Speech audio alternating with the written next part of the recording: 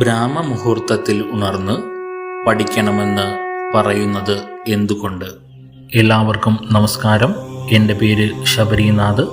നിങ്ങൾ ഇപ്പോൾ കണ്ടുകൊണ്ടിരിക്കുന്നത് എൻ്റെ പുതിയ ചാനലായ ശാസ്ത്രീയ വിശ്വാസ ആചാരങ്ങൾ, പഴകിയ പുതിയ അറിവുകൾ.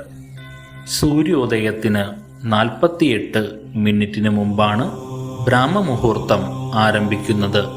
രാത്രിയിലെ 14ാമത്തെ മുഹൂർത്തമാണ് ബ്രാഹ്മമുഹൂർത്തം.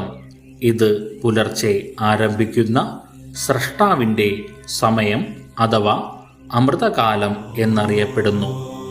ബ്രഹ്മാവിൻ്റെ നാമത്തിൽ അറിയപ്പെടുന്ന ഈ മുഹൂർത്തത്തിൽ അദ്ദേഹത്തിൻ്റെ ധർമ്മപത്നിയായ സരസ്വതീ ദേവി ഉണർന്ന് പ്രവർത്തിക്കുമെന്നാണ് വിശ്വസിക്കപ്പെടുന്നത്. അതുകൊണ്ടാണ് ഈ സമയത്തെ സരസ്വതീയാമം എന്ന് വിളിക്കുന്നത്.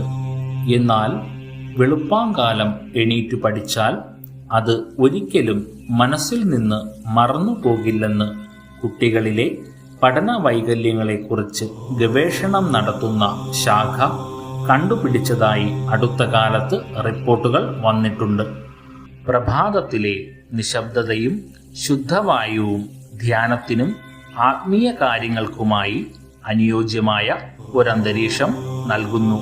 പുലർച്ചെ വായുവിലെ ഓക്സിജന്റെ അളവ് കൂടുതലായിരിക്കും. ഇത് ശരീരത്തിന് ഗുണം ചെയ്യും, പ്രതിരോധശേഷി വർദ്ധിപ്പിക്കും. ധ്യാനം, പ്രാർത്ഥന, യോഗ, പഠനം തുടങ്ങിയവയ്ക്ക് ഈ സമയം വളരെ ഫലപ്രദമാണ്. മെച്ചപ്പെട്ട ഏകാഗ്രത, വർദ്ധിച്ച ഊർജം, മെച്ചപ്പെട്ട ഉൽപാദനക്ഷമത എന്നിവ നൽകുന്നു. വിദ്യാർത്ഥികൾക്ക് പഠിക്കുവാനും ഓർമ്മശക്തി വർദ്ധിപ്പിക്കുവാനും ഈ സമയം വളരെ പ്രയോജനകരമാണ്. ഈ സമയത്ത് മനസ്സ് ശാന്തവും സ്വസ്ഥവുമായിരിക്കുന്നതിനാൽ കാര്യങ്ങൾ എളുപ്പത്തിൽ മനസ്സിലാക്കാൻ സാധിക്കുന്നു. ശിരസിന്റെ ഇടതുവശത്ത് സ്ഥിതി ചെയ്യുന്ന വിദ്യാഗ്രന്ഥി പ്രവർത്തിക്കുമ്പോൾ വിദ്യയെ ഉപാസിക്കുന്ന ഗുണം ചെയ്യുമെന്ന് പുതിയ കണ്ടെത്തൽ. അതുകൊണ്ട് കഴിവതും ബ്രാഹ്മമുഹൂർത്തത്തിൽ തന്നെ നിങ്ങളുടെ കുട്ടികളെ വിദ്യ അഭ്യസിപ്പിക്കുക. എല്ലാ ദിവസവും ബ്രാഹ്മമുഹൂർത്തത്തിൽ എഴുന്നേൽക്കുന്നവരാണ് നിങ്ങൾ എങ്കിൽ നിങ്ങളുടെ പേര് കമന്റ് ബോക്സിൽ രേഖപ്പെടുത്തുക.